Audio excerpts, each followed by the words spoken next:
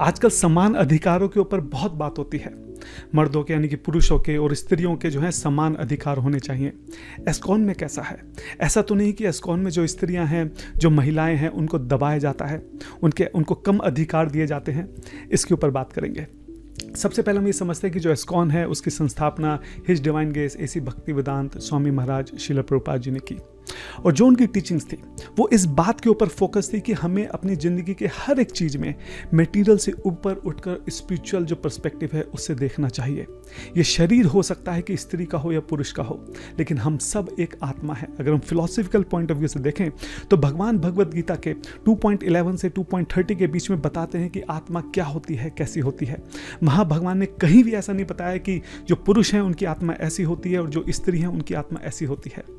हम सब स्पिरिचुअली एक जैसे हैं, स्त्री पुरुष ऐसा कुछ भी नहीं है। तो स्पिरिचुअली देखा जाए तो वी ऑल आर सेम। लेकिन अगर साइकोफिजिकल नेचर के हिसाब से देखा जाए तो प्रकृति ने पुरुष को और स्त्री को अलग अलग तरीके से बनाया है। जो स्त्रियां हैं उनका जो इमोशनल क्वोशेंट है, जो EQ लेवल है, वो थोड़ा हाई होता है। वो ज़्यादा इमोशनल होती हैं, वो ज़्यादा प्रेम कर सकती हैं।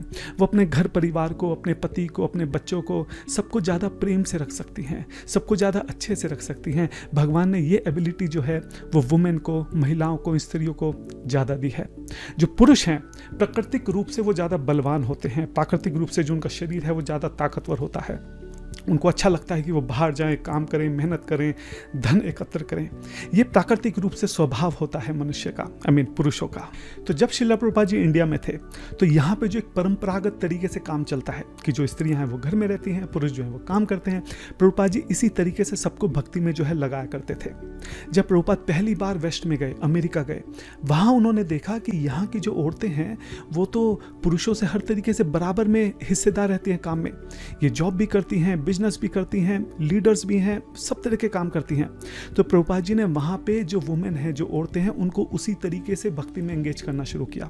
उनसे ये नहीं बोला कि नहीं आपको ये जॉब सब छोड़ के जो है ट्रेडिशनली हिंदुस्तान में ऐसा होता तो आपको भी ऐसा रहना चाहिए। नहीं, वहाँ पे उन्होंने वुमेन को टेम्पल प्रेसिडेंट बनाया, अलग अलग तरीके की सेवा दी।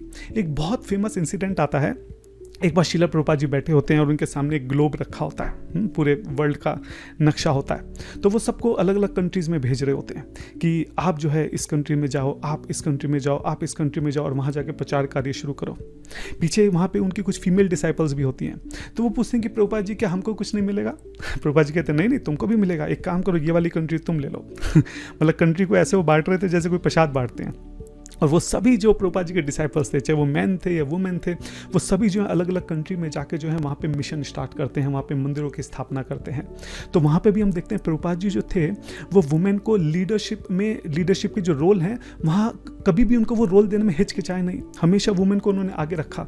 एक चीज़ और हमने देखी है कि जो श्रील प्रभुपाद जी हैं वो अपनी फीमेल डिसाइपल्स को अपनी पुत्री, अपनी बेटी की तरह समझा करते थे। कितनी बार उन्होंने बात बोली है कि मैं इनके लिए अपनी जान तक दे सकता हूँ।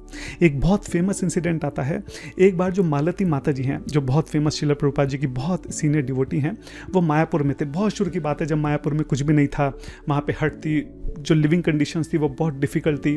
तो कहीं ना कहीं मालती माता जी के दिमाग में एक ऐसी बात आ रही थी कि मैं यहाँ से छोड़ के चली जाऊँगी, यहाँ रहना बहुत मुश्किल है, बहुत दिक्कतें उनको वहाँ पे आ रही थी। तो ये भाव उनके मन में आ रहा था कि मैं प्रभुपाद जी से बात करके यहाँ से चली जाऊँगी। तो एक बार प्रभुपाद जी अपने डिसाइपल्स के साथ बैठे थे और प्रसाद ले रहे थे। मालती माता जी उनको सर्व कर रही थी। तो मालती माता जी जब प्रसाद लेकर जा रही थी तो उनको देख के श्रील प्रभुपाद जी ने अपने गॉड ब्रदर्स को बोला कि शी इज़ माई डॉटर, ये मेरी बेटी है और आप जानते हैं कि मुझसे कितना प्यार करती है, ये मेरे लिए अपनी जान दे सकती है और इसके लिए मैं अपना गर्दन तक कटवा सकता हूँ। प्रभुपाद जी ने ये बात अपने गॉड ब्रदर्स की तरफ देखते हुए बोली। जब मालती माता जी ने ये सुना कि प्रभुपाद जी मेरे से इतना प्यार करते हैं, वो मुझे किस तरह से अपनी बेटी के समान समझते हैं, प्रभुपाद जी कह रहे हैं कि वो मेरे लिए अपनी जान तक दे सकते हैं, तो उनकी आंखों में आंसू आ गए और उन्होंने डिसाइड किया कि चाहे कुछ भी हो वो प्रभुपाद जी को छोड़ के, इस मायापुर को छोड़ के अब कभी नहीं जाएंगे। तो इतना एक लविंग रिलेशनशिप जो है प्रभुपाद जी का अपनी सारी फीमेल डिसाइपल्स के साथ में था। मैं एस्कॉन फिनिक्स में रहता हूँ, हमारे यहाँ का जो टेंपल प्रेसिडेंट हैं वो भी माता जी हैं, हर ग्रेस पेरमधत्री माता जी, और मेरे ख्याल से शायद 12-15 साल से वो यहाँ पे टेंपल प्रेसिडेंट हैं। हमारे ही टेंपल के पास एक टूसान मंदिर है, टूसान के अंदर लगभग 2 घंटे का रास्ता है यहाँ से। वहाँ की जो टेंपल प्रेसिडेंट हैं वो भी वुमेन है, वो प्रभुपाद जी की डिसाइपल ही हैं। तो इस तरीके से हमने देखा कि वेस्ट में प्रभुपाद जी ने जैसा वहाँ का कल्चर था, जैसे भी वहाँ का ट्रेडिशन था, उसी तरीके से मैन हो या वुमेन हो उसको सेवा में लगाया। अच्छा, इंडिया में भी अगर हम देखें तो बहुत सारे ऐसे मंदिर हैं जहाँ पे वुमेन को लगभग वो सारी सेवाएं मिलती हैं जो पुरुष को मिलती हैं। वो डीटी वर्शिप भी करती हैं, मतलब पुजारी सेवा भी करती हैं, और प्रभुपाद जी ने तो ब्राह्मण दीक्षा तो सब वुमेन को दी ही है, और भी अलग अलग तरीके, चाहे वो टेम्पल प्रेसिडेंट हो, अलग अलग तरीके की सेवाएँ जो हैं वो सभी वुमेन को दी जाती हैं। लेकिन कुछ ऐसे धाम हैं जैसे कि वृंदावन धाम है, ठीक है, वहाँ पर अलग अलग संप्रदायों के जो आचार्य हैं वो भी रहते हैं, तो उनकी भावनाओं का सम्मान करना भी जरूरी है। उनमें से कई आचार्य ऐसे हैं जिनको लगता है कि नहीं, वुमेन जो है उनका ट्रेडिशनल रोल ही होना चाहिए।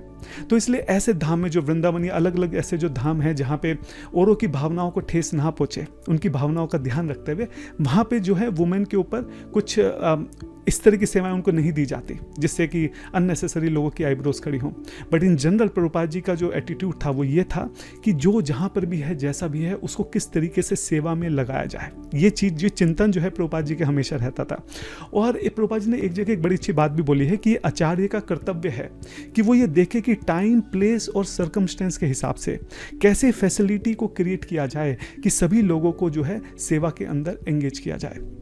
आप ये चीज़ समझिए कि कलयुग में भगवान की भक्ति करना वैसे भी बहुत मुश्किल काम है, तो उसमें से अगर हम और चीज़ें उसमें और ऐड करते रहें और ज़्यादा उसमें रिस्ट्रिक्शन डालते रहें कि नहीं ऐसा होना चाहिए, वैसे ही होना चाहिए, मतलब जो भक्ति पहले ही मुश्किल है उसको और ज़्यादा मुश्किल बनाने की ज़रूरत नहीं है। हमारे एस्कॉन बहुत बड़ी संस्था है, उसमें अलग अलग तरीके डिवोटीज़ हैं, सबके अलग अलग विचार है। तो कुछ डिवोटीज़ का ऐसा विचार है कि जो हमारा ट्रेडिशनल एक परंपरागत तरीका जो था कि जिसमें वुमेन थी वो घर के जो है काम अच्छे से देखती थी, वैसे ही रहना चाहिए। वुमेन को जो है घर के काम ही अच्छे से संभालने चाहिए, इसी में वो सुखी रह सकती है, उनका ऐसा विचार है। कुछ डिवोटीज़ ऐसे हैं, उनको ऐसा लगता है कि इस चीज़ को किसी के ऊपर फोर्स नहीं कर सकते। अगर कोई आज के टाइम में जॉब कर रही है लड़की, आप उसको बोलो नहीं आप पहले जॉब छोड़ो, पहले आप ट्रेडिशनल रोल में जाओ, तभी आप भक्ति अच्छे से कर सकते हो, ये उसके लिए बहुत मुश्किल हो सकता है। ठीक है, तो पॉइंट ये है कि हम सबको कहीं ना कहीं अपना डिसीजन लेना पड़ेगा।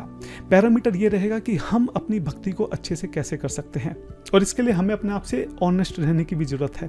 क्या मैं जॉब सिर्फ बहुत ज़्यादा पैसा कमाने के लिए तो नहीं कर रहा? क्या मेरी लाइफ में ऐसी सच में रिक्वायरमेंट है, या मैंने अननेसेसरी रिक्वायरमेंट्स अपनी लाइफ में बना रखी है और उनको पूरा करने के लिए मैं दिन रात जॉब कर रहा हूँ? तो ये सारे प्रश्न जो हैं हमें अपने आप से पूछने चाहिए, ऑनेस्टली उसका जवाब देना चाहिए। ऑनेस्टली हमें ये प्रश्न अपने आप से पूछना चाहिए कि मैं क्या करूँ, मैं कैसे करूँ कि मैं अपनी भक्ति में तेजी से आगे बढ़ सकूँ, क्योंकि अंतिम लक्ष्य जो है वो इस दुर्लभ मानव जीवन का यही है कि हम किसी तरह से भगवान के पास पहुँच सकें। तो पूरी आज़ादी है सभी औरतों को, सभी वुमेन को, वो कैसे रहना चाहती हैं।